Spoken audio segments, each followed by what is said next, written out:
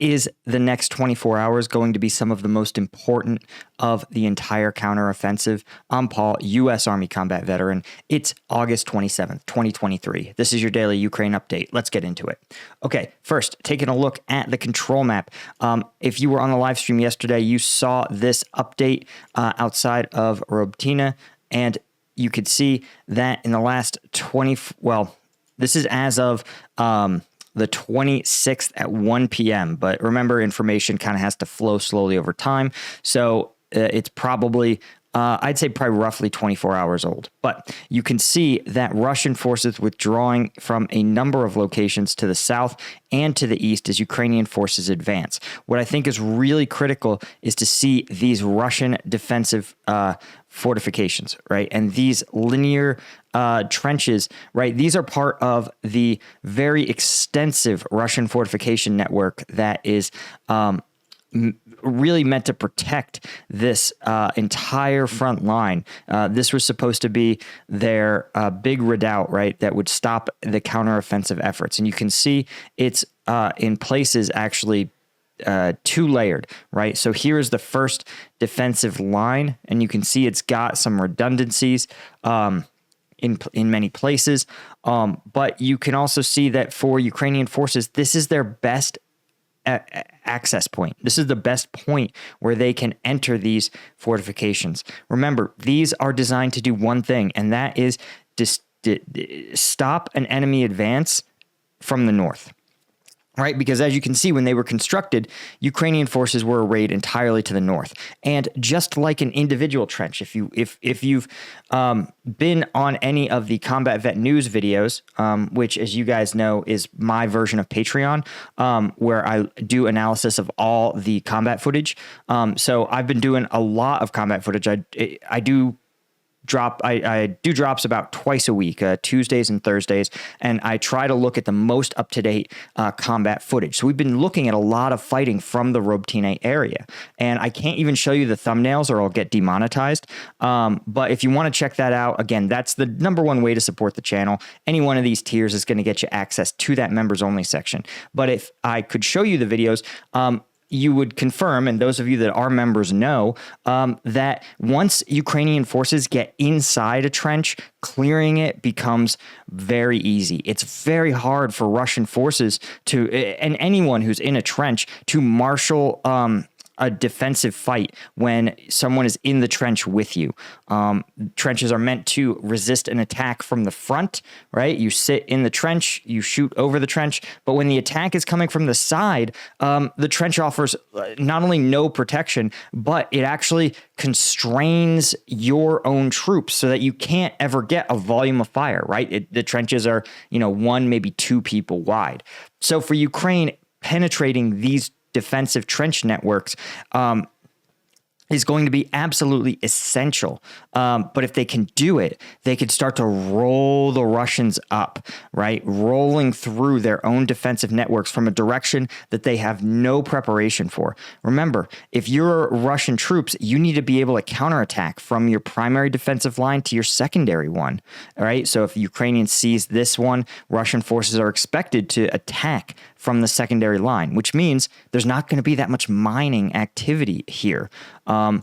You're also going to have all of these wires, dragon's teeth, all of this. It's not going to be between these 2 points, not at scale, because again, the Russian forces are expecting that their forces are going to have to pass through this area as well. And you can imagine, again, even things like dragon's teeth, if once you're behind them, you're good. So the ability to break into this defensive line is I don't want to say it's the be-all, end-all, but if Ukraine can succeed, it will enable them to push towards Verbove, push towards this area, Novoprokopivka, and start to roll Russian forces. Because remember, yes, there's a lot of territory between them and the Azov Sea, but in terms of Russian force deployments, you can see lots of the main body of Russian forces are located in front of this defensive line. And so if Ukraine can get behind them, the potential for chaos is substantial. So looking over at the combat map, you can see that the live UA map generally reports from the Ukrainian Ministry of Defense. And what I think is interesting is that the Ukrainian military defense is really tight-lipped on what's going on here. You can see they're not acknowledging any Russian counterattacks, but I cannot believe that Russia isn't actively counterattacking. They're also not acknowledging any of their gains, right? There's just a depiction here of Verbove as heavily contested. And the reason I bring this up is because tends to be how the Ukrainian military operates when they have a sensitive operation taking place. So to me, this weird silence here may be an indicator that there is a lot of activity happening and that they don't even want to acknowledge what has or hasn't happened because it's so sensitive and sort of ongoing. And you can see here, this is from a Twitter account, Historias de Aviación. No, sorry, but blue, called the Left Bank of the Dnipro. So it's probably a pro-Ukrainian account. But they report that this is a map where you can see the entrenched areas in front of Verbove where Ukrainian forces are fighting today. This is as of 18 hours ago.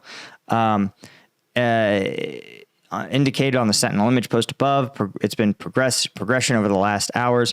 Incoming Ukrainian reinforcements to the sector. This reports morning we'll have more news. So you could see here, right, here's Verbove. Here are these two defensive lines. So again, Ukraine's ability to break this section here, right? Which, when we look at the scale, there's not really a scale here, but we know that this is maybe 1 square kilometer, right? But if they can break into this 1 square kilometer area, and you can see how there's some pretty substantial defensive networks here, right? But if you can seize this strong point, it's going to be much easier for Ukraine to get behind these entrenched positions, get into these entrenched positions, and start to really work over the Russian forces. So again, but bear in mind, guys, that's just pro-Ukraine Twitter. It's Twitter, so take it with a grain of salt. But it is sort of an indicator that this may be an ongoing situation. What I do want to talk about, if you were on the live stream, you know that I have launched something I've been working for over a year on, Strike Gum. Strike Gum is a pre-workout gum that I've been working with a manufacturer right here in the U.S. They're out in Denver, and we've found a way to take an entire scoop of pre-workout and concentrate it into a single piece of gum. When I was in Afghanistan, I used to have to carry around cans of these Rip It energy drinks. They were so gross, and I would literally stuff them in my pockets of my ACUs because I needed energy and I needed to stay focused on 18-hour combat patrols. Well, I finally am able to solve that problem by again, taking 90 milligrams of caffeine, that's a shot and a half of espresso, and compressing it into just a single piece of gum. Best of all, 50% of the profits from this, I'm donating to charities that support Ukrainian civilians who are wounded or displaced because of the war. Also, if you are someone who has been interested in content creation, marketing, we're also looking for affiliates. You'll get a code just like a lot of influencers. And anyone that makes a purchase using your code will get 10% off. We have a Discord where we have all these assets where the idea is that we can bring you up, teach you guys, show you guys how to do affiliate marketing without any experience necessary. So if you're interested in that, again, you can go to strikegum.com to pick some up. And of course, you can go to the reward section, go to the affiliate program, and that's where you can sign up. You'll get the link to the Discord.